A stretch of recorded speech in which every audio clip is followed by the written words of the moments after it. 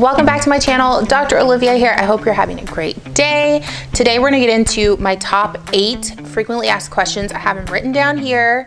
Before we get into that, make sure you're following me on all socials at TheBabyPT on TikTok and Instagram. If you need baby tips, developmental tips and tricks, mom empowerment stuff, make sure you're following me there. Let's get into it. Okay, so the first question I get all the time is how to blank. So we're going to cover how to walk, how to crawl, and how to help your baby sit. Those are the big ones, but let's get into walking first. A lot of it is, how do I get my baby to walk if they're standing or if they're walking with hands? And that's just it. I want you to focus on these 2 things. In order to start walking, guys, right? You have to be able to stand independently for at least 10-ish seconds. So that means you put your baby on the floor, you let go, and they can stand and balance, right? That has to happen in order for them to take those steps. Number 2 is they have to be walking with assistance really well. And that is usually like with a push toy or with your hands. So if they're walking all over the place with a push toy, and I have a guide linking my favorite push toys because y'all know I love a push toy moment. If they're doing that, then they're doing really well and making good progress to walking independently. There's no timeline for when your baby should be starting to walk, right? You know I'm not a stickler on these timelines. By like 11 months, 12 months, they should be walking. No. They should be doing X, Y, and Z and before walking, and then they're good to go. That's all I care about. So the standing independently, and then when they are walking, they're showing that they're doing really good with it. Do some activities to help. So like if they're walking really well with the push toy, let's try with hands. If they're walking really well with hands, start using fingers, pinkies, things like that, and just kind of keep challenging them. Okay, my next question that I always get is how to help my baby crawl. And similar to that, there is really no timeline that I care about, but there are 2 things that have to happen in order to crawl. Number 1 being you have to be able to sit independently for that 10-ish seconds. So again, you help your baby get into sitting, or sometimes they already get into sitting by themselves. That's another question we'll go into. You put them in sitting, they hold it for that 10 seconds. It can be holding with their arms up like this, or holding when they prop their hands down on the floor. Number 2 is they have to be able to hold that hands and knees position for at least 10 seconds also. The hands and knees position is like that crawling position where they're not moving yet. You can help them get into that crawling position, into that hands and knees position, or sometimes they get into that position by themselves. So those 2 things have to happen in order to crawl. And guys, if you want more information, I have a whole guide, free guides for both walking and crawling. We'll link it down below. And if you are really eager to get your little one to start crawling, you're doing all of these things and they're still not making progress, or you want to just get them going, I have a whole masterclass on crawling and sitting, so I'll link that down below as well. Okay, number 3 of a common question I get is, how do I become you? The baby PT, how do I become a PT? How do I get into this line of work? So we'll get into that really quick. You gotta get into PT school, and PT school is a doctoral level program, so it's freaking competitive to get into. I'm sure now it's even more competitive than like when I was applying. So the premise is you have to have a bachelor's degree in a degree that makes sense to become a PT. Kinesiology, exercise, sports science, biology, things like that. So a lot of that is going to take care of your prerequisites. Then you have to apply to programs, and there's PT, DPT programs all over the states. I applied to all of them in Texas, that's where I'm from. And it's kind of a numbers game too. So you apply to more, you may get more interviews, more acceptance. A lot of it is you have to definitely get volunteer hours where you're showing that you're committed to pursuing physical therapy. So you're going to clinics and other places of businesses to see what the profession is all about. Then you put that into a really nice application packet with your letters of recommendations from everybody. Your GPA has to be very on point, amongst other things that I cannot remember off the top of my head. But I do know you definitely have to have a really solid letter of recommendation and an essay as to like why you would be great and suited for the program. Then you get invited to be interviewed by those schools to see if they like you for your program. So on the interviews is really when you shine and when you put your best foot forward and you're showing them that, again, you're passionate about PT and you're passionate about learning and you'd be a good student and a good fit for the program. Then you get into school and that's when the real work happens. It's a very hard, rigorous program. It's typically 3 years. So you gotta learn everything about PT in that 3 years. And then how to become me specifically is I would recommend doing a lot of your clinical work in pediatrics, which is what I did. I fell in love with peds in PT school.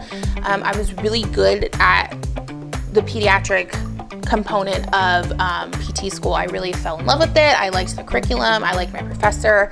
And so I decided to kind of see what it was about when you're there doing your coursework and your field work. So I not volunteered, but I did my clinical rotations in pediatric hospitals and clinics, and then just funneled kind of post-grad to get to developmental PT.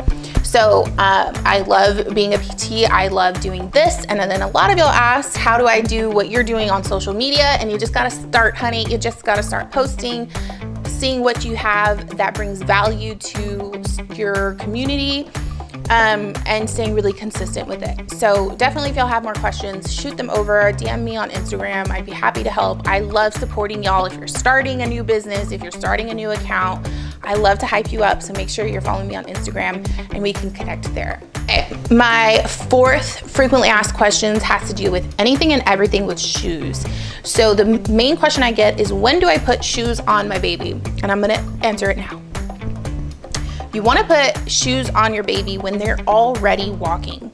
So barefoot is best when your baby is learning to stand, cruise, and start walking. Barefoot is best because the muscles in your feet are closer to the ground. They're not being blocked by a shoe. So you're getting all of that input into your foot that is going to be really helpful when they're starting to learn to stand, walk, balance, not step on something harmful. Like, they're gonna feel all of that, which is going to help them learn how to do all of these things properly. So barefoot is best when your little one is definitely under 12 months and starting to pull to stand, cruise everywhere, walk with the push toy, even walk with you, or walk with you, mom or dad, whoever. When they are starting to do outdoor navigation, when they've already been walking for a while, is when you want to start putting a shoe on them, right? Or if they're going to daycare. I understand most daycares need you to have a shoe. So my favorite shoes, I have a guide for you that I'll link below. I get into all the shoes that I recommend for a new walker, for a tow walker, for somebody who wants, who's doing like water activities, all of that. A summer sandal, I got you covered, and then it's also linked on my Amazon store as well. The premise generally is that we want a nice, durable rubber sole with a lot of contact, 360-degree contact around the foot. So a lot of like thong flip-flops, I am not a fan of. Crocs, I'm not a fan of, because it's not encompassing the whole foot. So we want a lot of support everywhere, right? Now, a lot of the questions I also get are those moccasin shoes, or those like sock hybrid shoes good? And I would say stay away from those. Either go barefoot or put a more durable shoe on, and try not to go in between. So definitely check out my guides. Everything will be there. Okay, another question I get is, my baby's head is flat, what do I do? First thing I want you to do is to not freak out. This is very normal and happens to everybody, right? It's really, really uncommon for your baby's head not to have some flatness. And that's called plagiocephaly, by the way. If you're hearing that term, that's all that means. So your baby's skull is really malleable, guys. Up until 12 months, the softness of that skull is going to make a difference when you're putting them in positions. So if they're on their back all the time and not kind of turning and changing positions, you might start to see a flat spot developing. So the tendency is to say, okay, well, what do I do, right? And all you have to do, and it sounds easier, it's easier said than done, but all you have to do is get them off of that flat spot. So that's why tummy time is really important when they're little, changing up their positions, putting them on their side equally, left and right side, having them in supported sitting if that makes sense, and then carrying them a lot too. Like baby wearing is really good to kind of keep that flat spot at bay. the issue or the thing that we want to avoid is the flat spot getting significantly worse, which is now going to affect how your body moves due to that flat spot. So if I have a flat spot on my right side, I can only look to a certain direction. So that's going to start making my muscles around my neck really tight and imbalanced, and then I'm going to have a hard time moving that arm, and then I'm going to have a hard time rolling to that side, and then I'm going to have a hard time crawling because that arm is tight. So it's kind of like this ripple effect that we want to nip in the bud quickly. So I don't want you to worry if you have a flat spot, because more times than not, it is minor, but I want you to be really cognizant of how can I help it not get worse. And keeping them off of that is the best way to do that. Get creative, go to my TikTok. I have a bunch of suggested things to help and activities to get that flat spot, keep that flat spot at bay. The next question I get is anything and everything to do with sitting. So let's get into it. First off, I wanna also remind you that I have a sitting and crawling masterclass where we go into crazy detail on how to get your baby to sit. So I think the issue with a lot of the sitting is when is that appropriate to start working on, or what else to look for when they're doing it, right? So sitting is one of those things that is incredibly hard for your baby to do when they're doing it independently. So again, when you're putting them on the floor in sitting, letting go, and then they just hold it, that's a really hard skill for your baby to do. So here's some things that we want to see before they're starting to sit. We definitely want to see rolling, and that's belly to back, back to belly, both sides. You're barrel rolling, you like go, put them down, blow your nose, come back, and they're like across the room because they rolled. That's what we want to see to tell us that we're ready for sitting. Some other things is when you are sitting with them, like maybe on your lap or on the floor with them and you're holding them, that you feel that you can kind of let go of them and they will hold it. So those are kind of like signs for sitting readiness that we want to start seeing. Now, how to get your baby into sitting is a question I get asked a lot too. And there's 3 ways you can get your baby into sitting. Like a sit up, where you kind of pull them from their arms and have them sit up. You can get them from their side, like if they're on your side here, you kind of pull them by their arm and they push up with that other hand. Or you can get them to sit from all fours and then you just kind of pull them back into sitting. So I have videos on that, and I think we can link TikToks. So I'll link a TikTok of those 3 ways to get into sitting so you can actually see it. Okay, and then the next question I get is my baby is not doing something on their side. And lately I've been getting DMs a lot about my baby is rolling, but only to the left side. Or my baby is crawling but keeps one leg up, like that right leg stays up. So what we call this in my industry is asymmetry.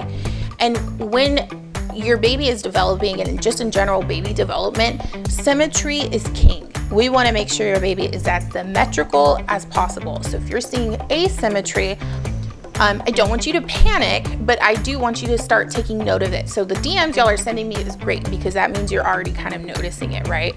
So I do want to kind of put a caveat on this, that a lot of babies have preferences and it's completely benign, or it's no cause for concern, right? Your baby might just prefer to roll to the left side. What that tells me is, okay, it's a preference, so let's make sure that it's a preference and not anything going on. So what I encourage you to do, if your baby is only rolling to this side, and we'll use that as an example, I want you to look at when your baby is rolling, how the right side looks. So what I want you to pay attention to when they're rolling to that left side is how the right side looks. Is the right arm moving? Is the right arm trying to roll to the left side too? Is that right leg doing anything? And if it's trying and it's kind of participating, then that's great. That might just be a little bit of a preference. If you notice when you're rolling to the left side and that right side is like almost kind of limp, then that's something you definitely want to note. Pay attention to the frequency of that occurring, and definitely bring that up to your doctor. So again, with asymmetries, with symmetry, we say everything's going great. With asymmetries, sometimes that helps us go into something that is a bigger thing going on. Also, the asymmetries can tell me that there's like a little bit of a muscular imbalance, particularly with the crawling. When they're crawling with one leg up, I call it like the janky crawl or the gorilla crawl. With that, there's usually a tightness in their hips, and then that side is too strong. So it's what we call an imbalance. Again, I have a lot of TikToks on this of ways to help kind of overcome that, but I just wanted to address that because I get questions all the time on my baby's doing this but only to this side or only using this side. So definitely want to encourage you to take note of it. We want to deduce if it's a preference or if there's something going on, like a neglect of that side where your baby is just not aware that they have that side. That's more neurological, and we want to get a provider on that ASAP. But the majority of the times, it's just a little bit of a nuance with your baby. They just have a little bit of a preference. Now, I want you to, if they only go to the left, I want you to practice that many times they're going to the left. I want you to practice rolling to the right. Sometimes they just need a little bit of help rolling to that other side, and then they get it, and then they're a rolling machine.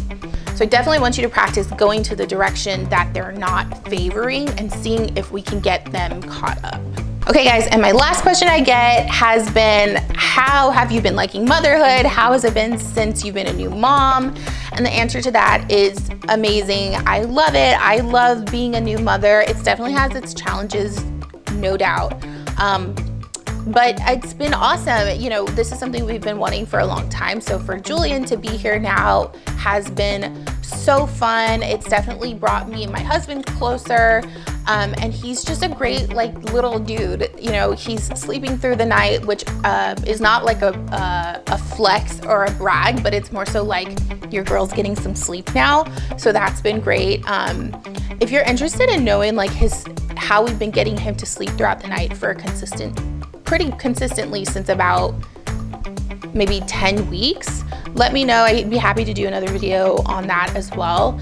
Yeah, and it's been great. It's been very natural at the same time. It's like, I'm sure some of you feel the same way. It's like he's been in our lives forever, but it's only been, what, 5 months? So we're really excited for him to get older, and he started to get more of a personality. He started yelling at me the other day because I was not fast enough with the bottle. So that's been fun, kind of like starting to see whose temperament he has and personality. It's just been really fun and a new experience that we've been like having a blast with kind of navigating. A lot of y'all have been asking for more about Julian, and I'd be happy to do that. And I just now started posting a little bit of him on my Instagram account. You know, I've said it before on Instagram and TikTok, I'm a little cautious of putting him on social media, but I'm getting more comfortable with it, especially with the support y'all have been giving me. So if you want to see him, your chances of seeing him are definitely going to be on my Instagram story, so make sure you're following me there. And yeah, he's just the best, and he's our little nugget that we love so much. Okay guys, that's it. I hope this was really informative. Of course, I have more content on every question I answered. There's at least 3 videos somewhere on my social media that we'll try and link for like more support, right? And of course, you can always catch more details on my guides that we post weekly on TheBabyPT.com, as well as a really in-depth masterclass on sitting and crawling and rolling. If you enjoyed this Q&A, give it a like so we can maybe do a part 2, because y'all are always asking me questions, and I feel like this is a really good way to address them where I don't have to speed talk through TikToks and Reels. So I've been really liking talking to you guys in this longer format. So let me know if you want more of that. Don't forget to subscribe and like this video. Leave a comment down below if you have any other questions for me. I'll take a look at these after we post. Okay guys, I'm Dr. Olivia. I'll see y'all next time.